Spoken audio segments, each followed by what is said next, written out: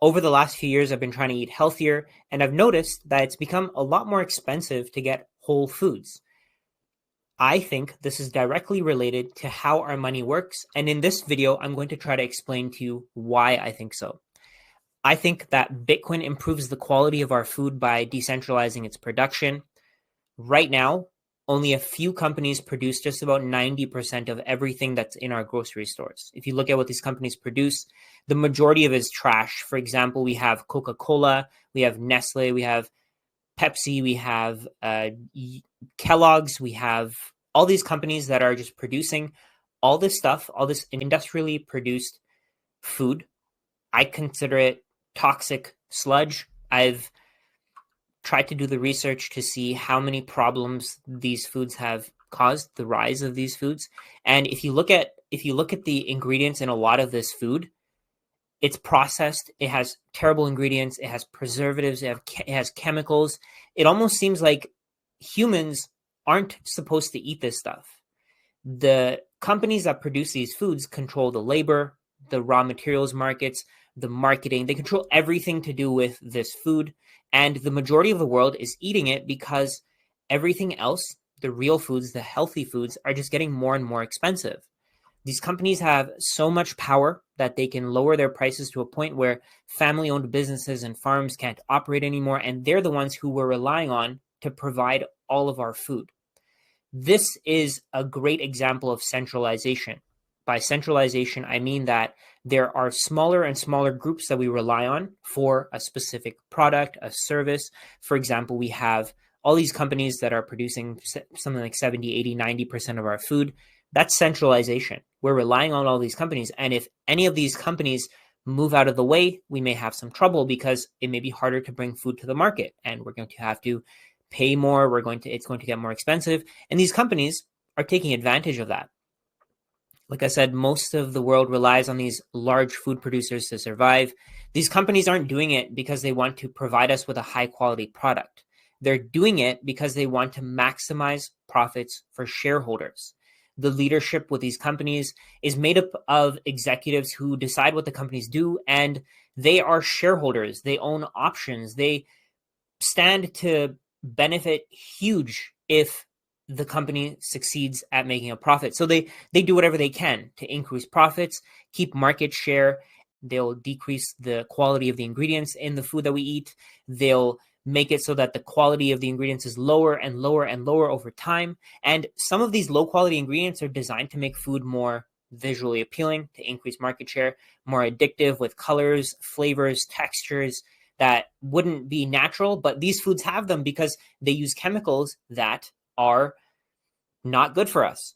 Since these foods from these companies are mass produced, they can offer them to grocery stores at extremely low prices compared to something like, let's say, chicken, grass-fed or free-run chicken, whatever it is. Those things take a lot of time, effort, energy, resources to produce, while these things can be produced with machines. These things don't require as much labor. They don't require as much care.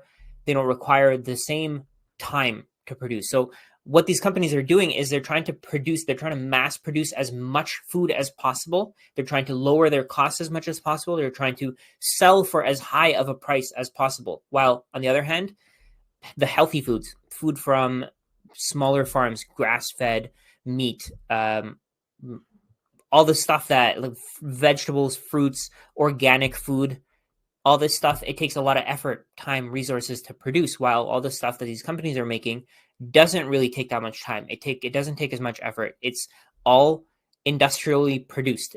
It all has preservatives so that it can sit on shelves for 10, 15, 20 years. A lot of this food is designed to last forever so that these companies can maximize their profits. They don't have to waste anything. These companies don't care about the pesticides, the materials, how they impact our bodies, because profits come first. Just like every other mass-produced company, every other company that produces mass-produced products, profits come first. So since everything about our food is centralized today, small farms can no longer survive. They can no longer make a living by selling their products because people are automatically pushed towards the cheaper priced good. So instead of buying, let's say, grass-fed meat, they're going to buy just whatever the cheapest type is, because most people just can't afford to pay the most money for what they're buying. Their food is one of those big expenses that you have to cut as much as you can. If you don't have the savings, what else are you going to do? You can't go homeless. If you can cut your food bill by $50-$60 a week, you're at an advantage in that case because your job hasn't paid you more. But I want to show you in this video, I want to explain to you why this is a result of fiat currencies and fake money. I've explained this in the past. US dollars are fake money. Search that up on YouTube and you'll find the video, but I'm not going to go through that. The conclusion of that video was that the value of your savings will continue to go down forever. If you save in dollars, the value of your dollars will go down forever. As the value of your savings goes down, demand for cheap foods goes up. So let's say you finally get to retire. You expected to have enough money for, let's say, the next 20 years, but instead your costs have gone up so much that you need to cut as much as you can. So what are you going to do? You're going to buy the processed foods because the processed foods is so much cheaper. The cheaper crackers are $3.99. The more expensive ones are $12.99. The cheaper, let's say, fruit is much lower quality. It doesn't taste as good. It's going to be $4, while the organic one tastes much better. It's grown with care. That one costs double or triple the price. Which one are you going to choose? If you have a limited amount of money, you're obviously going to choose the cheaper version, right? If you go to the grocery stores, whole foods are so much more expensive, while the processed foods aren't. In the US, CPI was 3.4% for the last year. CPI, the 3.4% is probably accurate for something like processed Ritz crackers. They probably did go up 3-4%. But something like there are some crackers that are higher quality. These avocado crackers, there's these whole grain crackers. They've gone up by 10, 15, 20%. But why is this? This is because whole foods can't be mass produced and they can't be engineered, unlike the foods that all these other companies produce. So they make Coca-Cola, they make all the chips, all the crappy stuff that we eat. All that stuff can be mass produced.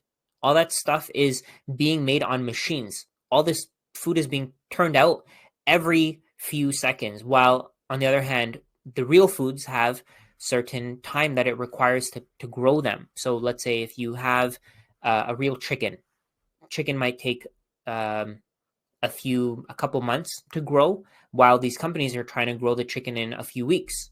So what does that do to the food? It definitely has some impact. I'm pretty sure the impact wouldn't be good if you really discuss this, if you really think about it. I wouldn't think it's good. But everybody can do what they want to. But to me, it feels like all these foods that are getting cheaper, they're being mass produced, they're being engineered. They don't take any work. They don't take any time, energy, or effort to produce.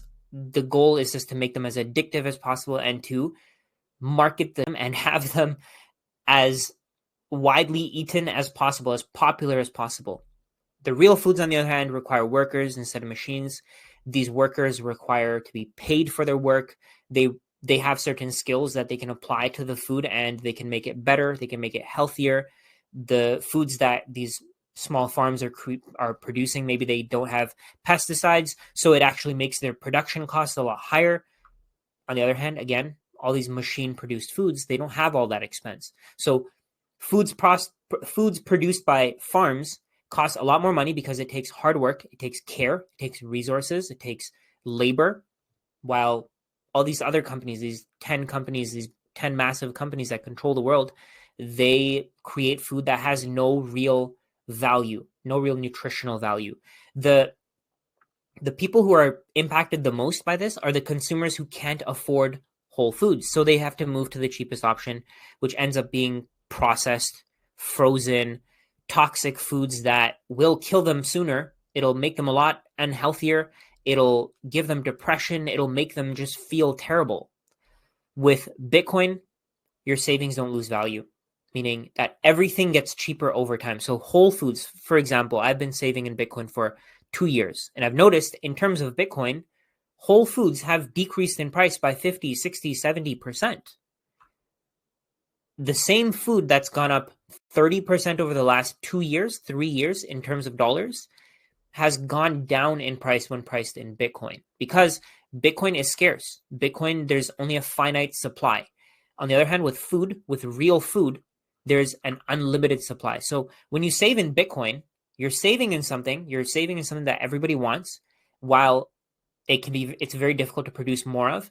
While on the other hand, when you're producing food, there's technically an unlimited amount of food that can be created as long as you have the labor, the resources, the time. You can create as much food as you want to.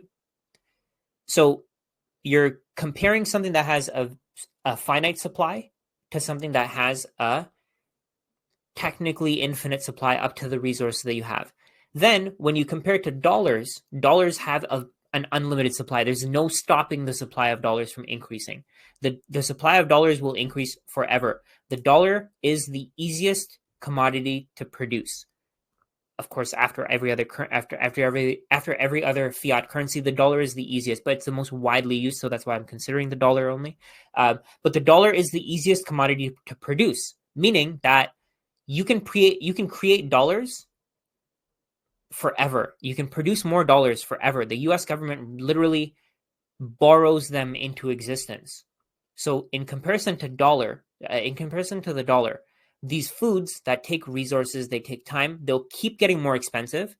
In comparison to Bitcoin, these foods take a lot less work. They take a lot less time. They're consumable. They can go bad. So these foods they get cheaper over time compared to Bitcoin. So in terms of Bitcoin, your grocery bill will decrease. Even if you buy the better foods, that's what I've noticed. Even if you buy the better foods, your grocery bill will decrease over time. But when you save in fiat, your fiat currencies are dollars, euros, pounds, all the government issued currencies. If you save in fiat, your bill will increase over time. So if you save in Bitcoin, you can afford all the high quality foods that your body needs. With fiat, all you can produce is mass produced toxic junk. When you can afford real foods, when you can afford real foods, you intentionally buy the foods that are good for you. You support the farms, but most people can't afford those foods because only a certain group of people are supposed to be able to be healthy, be wealthy in the fiat currency system. So anybody who buys stocks to save for the future, anybody who buys real estate to save for the future, they have no problem affording real foods because they have money coming in. On the other hand, anybody who saves dollars over time, they buy low quality foods. They can't afford the real foods, so they unintentionally support these companies that are basically centralizing the production of food by purchasing low quality foods that hurt their bodies with diseases. So when you save in fiat, there's no option other than buying mass-produced junk because real foods cost double or even triple the price over time. The mass-produced food is pumped with sugar, seed oils. I don't know how, maybe you don't consider them to be bad, but why are they in every processed food? That's just something that it confuses me. It makes me really think, why are they in every processed food that seems to be bad for you, or it seems to be produced cheaply in mass? Again, another side note, another tangent. But all these ingredients that you can't pronounce are in these foods, while the real foods that are getting more expensive, they don't have all this stuff in them. And if this doesn't make you think about it, if this doesn't make you question how fiat currencies work, I think it's time to start. So as these government issued currencies are devalued, anybody who saves in them can't afford to buy whole foods like steak and potatoes for $10 a meal. They buy the same amount of food that'll last them a month. They can buy for the same price as the food that'll last them a week if they buy the healthier food. So they buy frozen foods, they buy chips, they buy pop, low quality bread, all the mass produced foods that cost a lot less at the cash register, but it costs them a lot more in terms of their health. They have to go to the hospital. They may get diabetes. All these foods will make their lives a lot harder in the future, when in the short term, it makes it seem like these foods are cheaper. So it's making their life a little easier. They can use that money on things that they want to. They can use it on entertainment, when in reality, the food that they're eating is actually destroying their lives. So as fiat currencies lose value, demand for this low quality food increases, giving more power to these large corporations and a lot less power. It takes power away from the local farms that are producing high quality foods. So when more of these consumers are wanting low quality foods, more effort goes into producing them. The companies get better at making them. They find ways to produce them faster and even cheaper. In reality, all these foods are getting easier to produce, so their prices really shouldn't be going up. The mass produced food that we're eating every day, these foods should be coming down in price because they get easier to make over time. But the prices go up to maximize profits. If you look at all these companies, of course, Coca-Cola's prices are going up because they're making more money. They need to make more money to satisfy their shareholders. So when more people can't demand these high quality foods, farmers go out of business. Those businesses are bought by, those farms are bought by these massive companies that are mass producing our food with machines, with chemicals. When you save in Bitcoin, you can start demanding high quality food because you can afford it. Because you know that your savings aren't decreasing in value over time. Your savings are increasing in value over time. So if you were to hold for 4 or more years, let's say 5 or more years, 4 more years, there's no way that your savings will have decreased in time because your savings aren't being devalued through inflation. Everything else becomes easier to produce over time. So the